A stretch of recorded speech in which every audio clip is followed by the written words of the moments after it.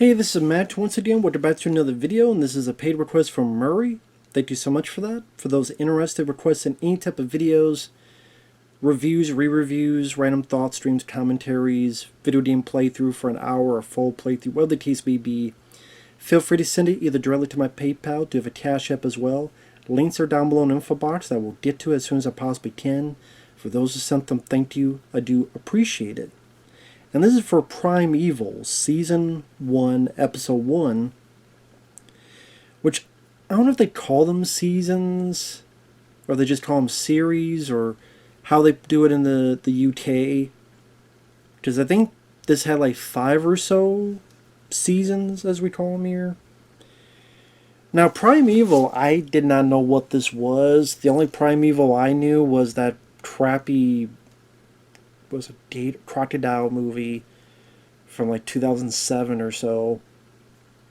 But this is a TV show that felt like they wanted to be a little bit like Doctor Who or other stuff of that time period. Which maybe that's an unfair comparison, but from what I read up, there were a lot of people, for some reason, bringing that comparison to the show for some reason. But obviously successful enough because it did get more than one season. I just like season 1 did pretty decent, then season 2 people didn't really like, then season 3 I just did the best or was the most liked. But the gist of the plot is you have, starts out with pretty much this dinosaur running around near a store, toppling shopping carts and vehicles and chasing this lady. Dinosaur that runs on all fours. It takes place the Forest of Dean in England, and we're introduced to our lead Nick Cutter, who's a professor. Now he has other guys. This guy Steven, who's kind of his buddy. At least based on the first episode, he seems like the guy that did his hands dirty. You have this other guy that I don't remember his name because I thought he was fucking annoying, who is like, oh god, isn't this so cool? Like, he's like really excited for this, which just made me annoyed by the motherfucker. And they see this story and they think it's a bullshit story. Well, at least Nick and Steven do. The other guy, he's like, oh, well, maybe.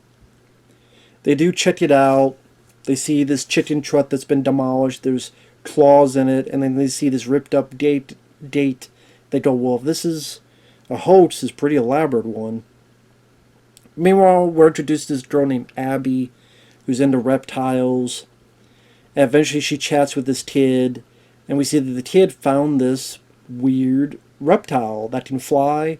All done in CGI. And man, the special effects, I get it. It's TV. So I'm a little bit more lenient on it because obviously they don't have the budget like a movie does. But I mean, the CGI isn't great here. I mean, the flying CG little reptile thing is kind of cute. Except done in not the greatest CG. Eventually that kid sees this anomaly like a rip in time. Looks in, seems like a world to Dino World. He goes off. He goes back to his place. The dinosaur running around attacks him in his room. Which, I forget what he used. He like one of those things that you put on it and it does like the little electrical thing to your hands. Not hurting you, but I forget what that's called. Anytime I think of it, go tzzz, you know. And little, I forget what it's called, but he throws one of those and messes up the dino. And then he tries to go forward the open window with like a fake lightsaber thing. I'm like, that ain't a real lightsaber, kid. You want to get eaten? Meanwhile, Abby, I forget what reason, she's in the woods again. And then, boom, just meets the other 3 guys. They just happen to be there. They see each other. They find this dinosaur, but it's another dinosaur, a herbivore, plant eater dinosaur.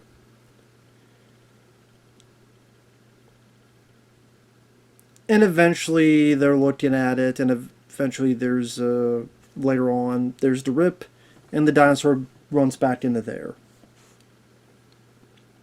They have the small lizard. They go to the lab. You have this scene that's meant to be very goofy and silly, where it escapes the lab and flying around, and it's even in the elevator and bopping to the music. I mean, what is this? Denver the Last Dinosaur now?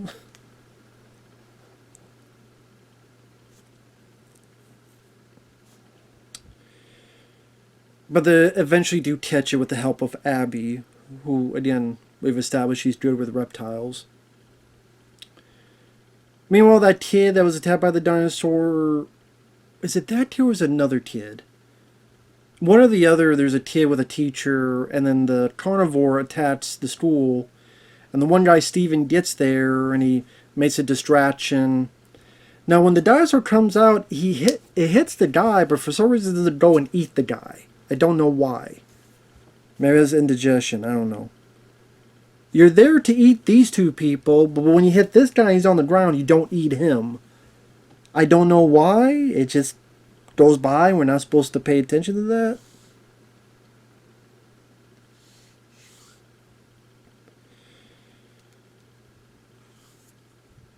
And he fought a little bit with an extinguisher, so maybe that affected it somehow to make it so that it didn't eat him, but whatever.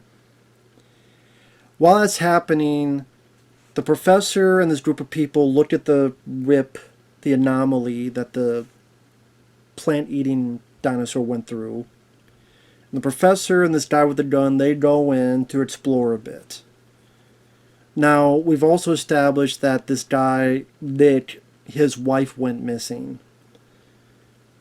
When they find some stuff, they find a skeleton, but it's a male skeleton. And then they find some equipment that seems like his wife was there. And he's like, I'm going to stay because I want to find my wife. And the guy's like, no, who knows if you could come back or not. You need to come with me. He knocks the professor out, carries him a bit. They get a little bit of a, not really a fight, but kind of a pissing match. And go, hey, come on. Talk sense to the professor. They go back through the portal. And then one thing leads to another, and that carnivore dinosaur gets within that area. And Steven, the guy with the extinguisher before, he comes in with a vehicle, hits the dinosaur, and the dinosaur kind of shakes it off, and eventually goes through the portal. Well, actually, no, they shoot it. They shoot it. Never mind. Hit with the vehicle and they shoot it. Sorry. And then it ends with, like, the professors trying to think about what's going on. And then his wife is there. But when he goes to her, she runs off. So, well, we now know that his wife is alive. So they didn't take too long to let that mystery fester. So I guess now the mystery is, what the fuck? I guess the wife somehow, sometime went through the rip of the portal and for some reason doesn't want to talk to her husband. Unless this is a hell of a way to say I want a divorce.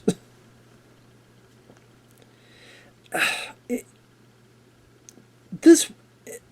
Maybe because, listen, a lot of times when you watch the first episode of something, the first episode is not always the best episode of shows. I'll be fair on that. There's a lot of shows that you watch the first episode, you go, ugh.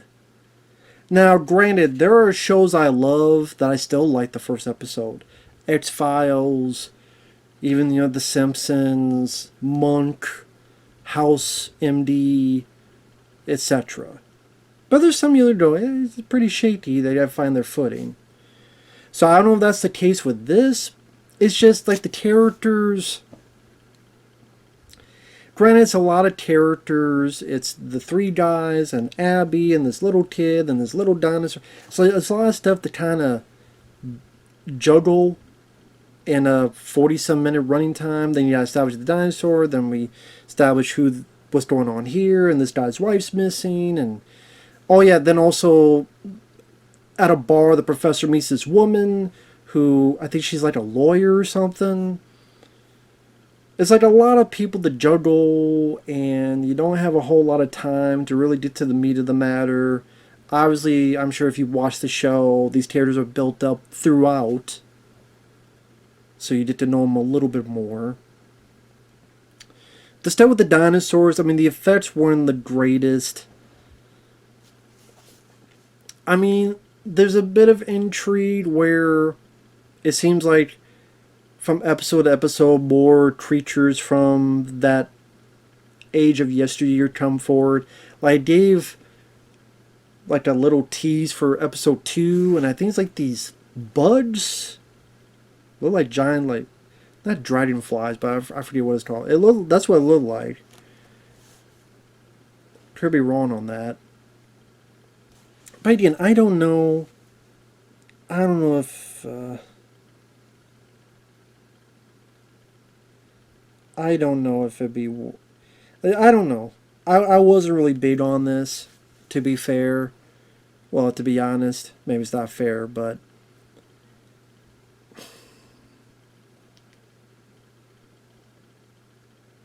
I like maybe if like the characters really drew me in, and maybe go, okay, those characters have an interesting personality. Like the guy who plays the professor was fine. The girl who played Abby wasn't always the best actress, but it's there. The guy who played Steven is pretty much just plug him in here to fight with the fire extinguisher, fight this dinosaur. Plug him in here to drive the truck. Like, he didn't really have a whole lot to him. The kid, I don't know if the kid is an ongoing thing or was just for this episode. Same with the little flying dinosaurs. But no, it can't be because it goes back to the other world, the other dino place. I don't know if that's something that will come back later. That little flying dino thing. I don't know. It just wasn't really enough there for me to make me go, man, I'm going to see this on my own. If I'm requested and get paid request, sure. But just the characters didn't intrigue me enough and pull me in enough. The special effects definitely were not, well, I mean, I guess they were special. Well, depending, I guess, on your word of special. There was a whole lot of action, and when it's there, it's like, okay, we can't do a whole lot because it's still us versus a giant CG creature. Maybe it's like something that was a bit too big for them to try to do in one episode. I don't know. I'd be curious, like, what's the appeal of the show? Like, for those who are diehard fans of it. Again, is it something that later on, there's certain things that pop up, certain things you learn about the characters that really gravitate people towards it? I don't know.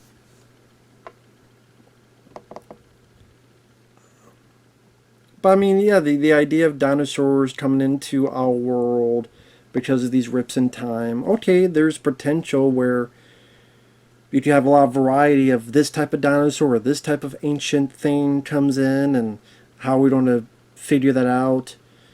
I could see the appeal of that. I just wasn't in love with this first episode. But again, I'd be curious to know what other people feel.